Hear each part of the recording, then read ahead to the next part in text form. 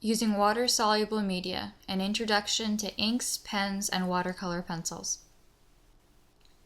Here I've made a little reference sheet for all the different sorts of water media I own. This should prove useful for my art students and hopefully for other artists as well. This doesn't include watercolor paints, which I show in separate videos. This video is for other water media. So on the sheet I have boxes for a Sharpie, which is first and not archival, so I wouldn't suggest you use it for any art you want to last, but I will include it for those who want to use it for sketches. But everything else here is archival quality. So there's the Micron pen in sepia, a Zig Writer pen, which has two tips, a fine one, which can make nice thin lines, and also on the other side of the pen, a broad tip, which produces thicker lines.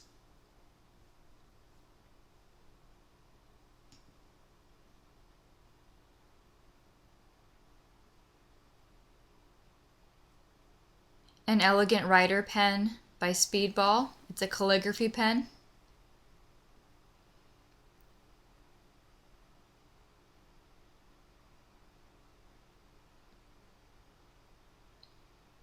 It has a bit of a wider tip, but it's still pretty easy to use. And then there's the Itoya calligraphy pen, which is another double-headed pen.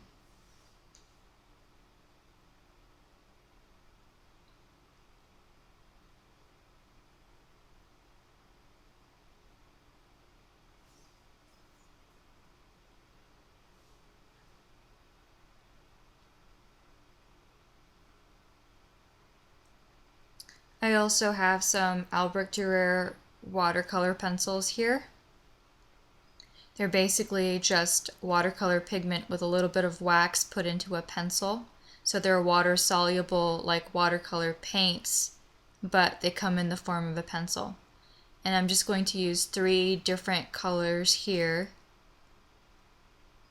I've put down a red-orange, a magenta, and now I'm putting down a blue.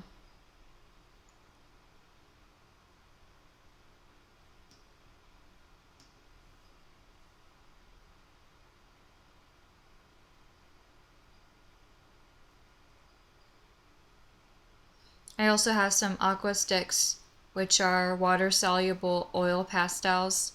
They have the look of a crayon, so you have to be really careful about the kind of stuff you want to use it for, but they have an interesting look.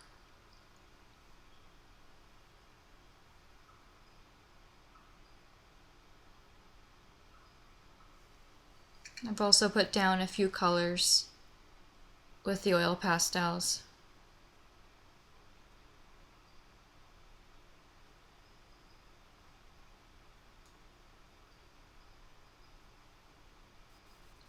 And here I have some Winsor & Newton calligraphy ink in green. It's also a permanent green ink. You can get it in different colors.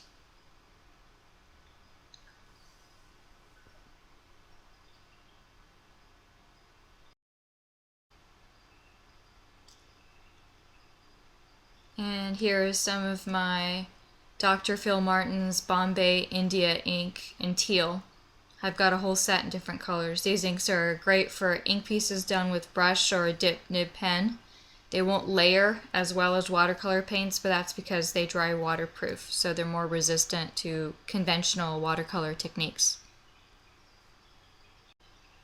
And last, I have some Kohinoor Rapido Graff ink. It's for use in a Rapido Graff pen, which is refillable, or even better with a brush.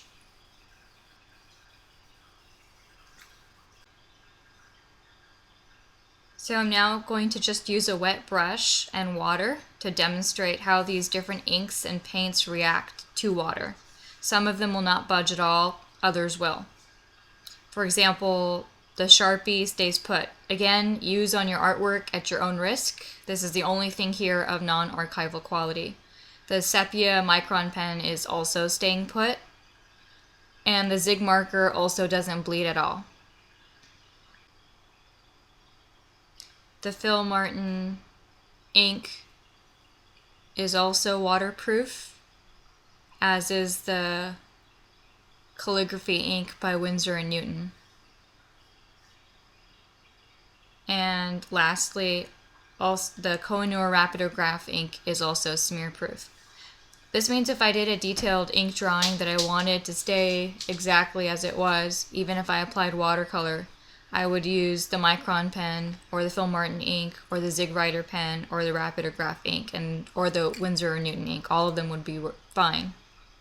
The Elegant Writer pen, on the other hand, bleeds with just the addition of water.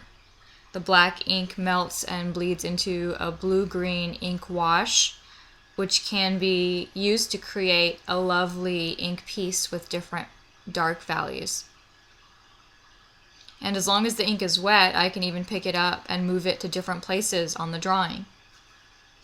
Once this dries, it won't bleed a second time. This gives me a time limit to blend the ink. It also allows me to perhaps come back with different colors of actual watercolor paint and paint over this ink piece without it bleeding anymore, which is a really neat thing.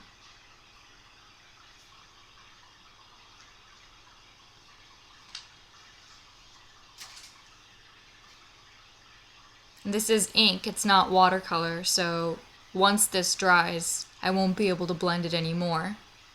And that has disadvantages and advantages. The Itoya pen will also bleed the first time water touches it. It produces a purpley gray blend, whereas the Elegant Writer blend was more blue-green. And also with this pen, once this water dries, no further blending of the ink will happen if I apply water again or paint with water in it.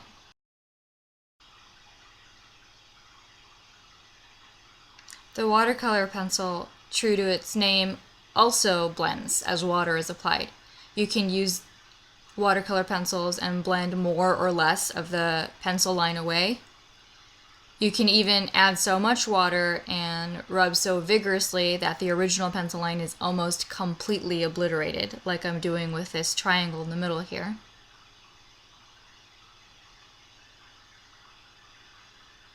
And unlike the two calligraphy pens, even if I come back after this dries, I can keep blending it because it's watercolor paint. The Aqua Sticks also work just like the watercolor pencil. The only difference really is that they look like crayon or oil pastel rather than pencil when they're dry. And notice how the saturated line appears darker. That's because the water saturates the pigment into a more even liquid film, which spreads more evenly than the drier, scratchier pencil. And just like the pencil, I can also take some of the line and just completely wipe it out if I use enough water. And that doesn't happen with the ink pens either.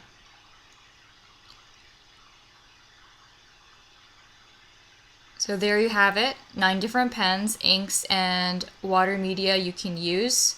Some that don't move once dry and others that do tricks. You can use them for various effects to suit different pieces that you create. I've used inks that bleed and inks that don't bleed in the same illustration. I've used the Zig marker or Kohinoor ink with a brush or the Rapido Graff pen to ink the piece where I don't want any of the ink to blend or bleed, and then I've gone back and used the blending Itoya or Elegant Writer pen where I do want the ink to bleed into nice washy tones in the illustration. I hope you learned a bit about useful inking tools for your ink illustrations and that you stay away from using Sharpies.